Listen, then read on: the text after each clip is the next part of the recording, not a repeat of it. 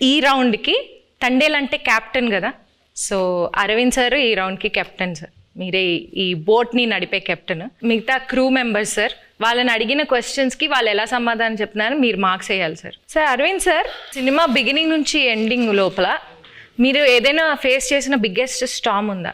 అదేంటి? బిగినింగ్ నుంచి ఎండ్ వరకు ఒకే స్టామ్ ఉందమ్మా, బడ్జెట్. అదే పెద్ద స్టామ్.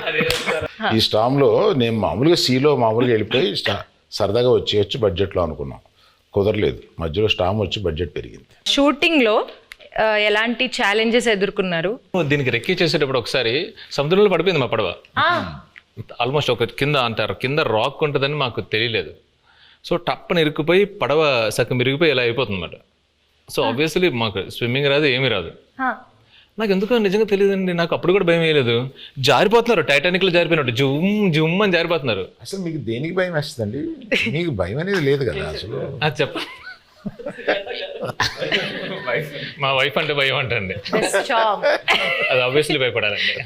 సో సాయి పల్లవి గారు, సో మిమ్మల్ని బాగా కష్టపెట్టిన సీన్ కానీ డాన్స్ సీక్వెన్స్ కానీ ఏమైనా ఉందా?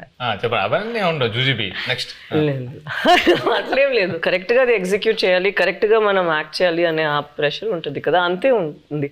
అండ్ తను చెప్పినట్టు చాలా కూల్ డైరెక్టర్గా ఉన్నారా, సో ఎప్పుడైనా చాలా భయం వచ్చింది ఈ సీన్ ఎలా చేయబోతున్నాం అంటే నేను చూసుకుంటాము అలా ఉంటారా, అదే నాకు పెద్ద భయం. ఏంటి ఇంత కూల్గా ఉన్నారు అలా అయిపోయి. ఈ బోట్లో ఎనర్జీ తగ్గినప్పుడు, అంటే ఈ బోట్ ప్రయాణం అంటే మూవీ ప్రయాణంలో ఎనర్జీ తగ్గిపోయినప్పుడు మీరు ఎలా మీ కో యాక్టర్స్ని కానీ మీ టీంని ఎలా మోటివేట్ చేసేవాళ్ళు? ప్రతి ఎపిసోడ్ ఈ సినిమాలో చాలా పెద్ద ఎపిసోడ్. పాపం అరవింద్ గారికి ఆయనకి బాగా ఆయన హీట్ మ్యాక్సిమం ఆయనే ఫేస్ చేశారు. కానీ మాకు ప్రతి ఎపిసోడ్ ఒక ఛాలెంజింగ్ ఎపిసోడే. అండ్ సముద్రంలో చాలా వరకు షూటింగ్ చేసాం ఈ సినిమా. అండ్ సముద్రంలో చేయటం not at all easy. So షెడ్యూల్కి కొంచెం గ్యాప్స్ ఎక్కువ తీసుకునేవాళ్ళం.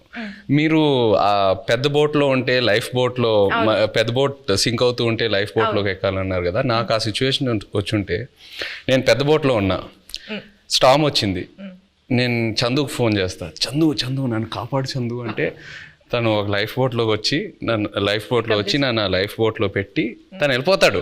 నన్ను మధ్యలో ఆ లైఫ్ బోట్లో వదిలేస్తాడు. I will come in some time, మీరు అక్కడే ఉండండి, నేను కొన్ని రోజుల్లో వస్తా, డోంట్ వరీ. అక్కడే ఆ లైఫ్ బోట్లో నాకు స్నాక్స్, ఒక ఎంటర్టైన్మెంట్ అన్నీ నన్ను కంఫర్ట్గా పెట్టి నేను వస్తా, ఒక 1-2 monthsలో వస్తా, వచ్చి పికప్ చేసుకుంటా.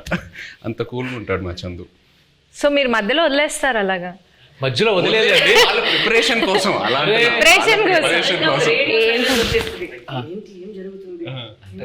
జరుగుతుందా ఏమైనా అలా సడన్ గా ఒక సైలెన్స్ వస్తుంది ఒక 2 monthsకి, దాని తర్వాత మళ్ళీ స్టామ్ స్టార్ట్ అవుతుంది. మేము కలెక్ట్ చేసిన ఇన్ఫర్మేషన్తో కానీ మేము రాసుకున్న స్టోరీలో ఇంటర్వల్ కంప్లీట్ వేరండి.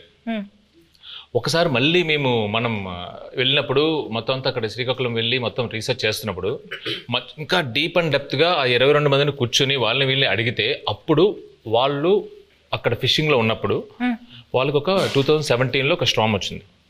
నిజంగా వాళ్ళ పడవలు ఎలా అయ్యాయి, ఒక పెద్ద కార్గో షిప్ ఎలా వచ్చింది, దాన్ని ఎలా ఫేస్ చేశారు, ఇవన్నీ విన్న తర్వాత అప్పటికే బడ్జెట్ ఫిక్స్ అయిపోయింది. మెల్లిగా పిల్లిలో వచ్చాయి మళ్ళీ అరవింద్ గారి దగ్గరికి వచ్చి, అరవింద్ గారు అంటే మన ఇంటర్వెల్ని మొత్తం ఇప్పుడు ఏదో నార్మల్గా అక్కడ ఎవరు ఓకే చెప్పింది వాసువే కదా, విని యాస్టేజ్ చేయాలి సార్, మనం ఇది యాస్టేజ్ చేస్తున్నాం దింపుతున్నాం మనకే కదా ఎంకరేజ్. అవును చెప్పింది. నా దగ్గరికి వచ్చి అప్పుడే ప్రపోజల్ చెప్పారు, మీరంతా డిసైడ్ చేసుకున్నా వాసు అక్కడ ఫిక్స్ అయినారంటే అమ్మా సూపర్ అంతకన్నా అని చెప్పాము. అప్పుడు ఆ స్టామ్ సీక్వెన్స్ వచ్చింది. మెల్లగా మా ఛాంబర్ రూమ్ ఒకటి ఉంటుంది, మాకు ఏం మాట్లాడుకున్నా కమ్ టు ది రూమ్ అన్నట్టు. సో అరవింద్ గారితో కూర్చోబెట్టి మెల్లగా చెప్పి నన్ను అప్రూవల్ చేశారు. సీరియస్గా చెప్పనండి, ఈయన బడ్జెట్ గురించి మాట్లాడుతున్నారు కానీ మధ్యలో నేను అలిగేసి నాకు ఇది వద్దు నేను చేయను అని చెప్పాను. ఆ స్టామ్ సీక్వెన్స్ వద్దు అరవింద్ దగ్గర, మామూలుగా వెళ్ళిపోతాం అంటే ఆయనే నో, ఇప్పుడున్న ఆడియన్స్కి ఆ స్పాన్ తెలియాలి, అది కావాలి అని చెప్పి ఆ స్టామ్ని ఆహ్వానించింది ఆయనే.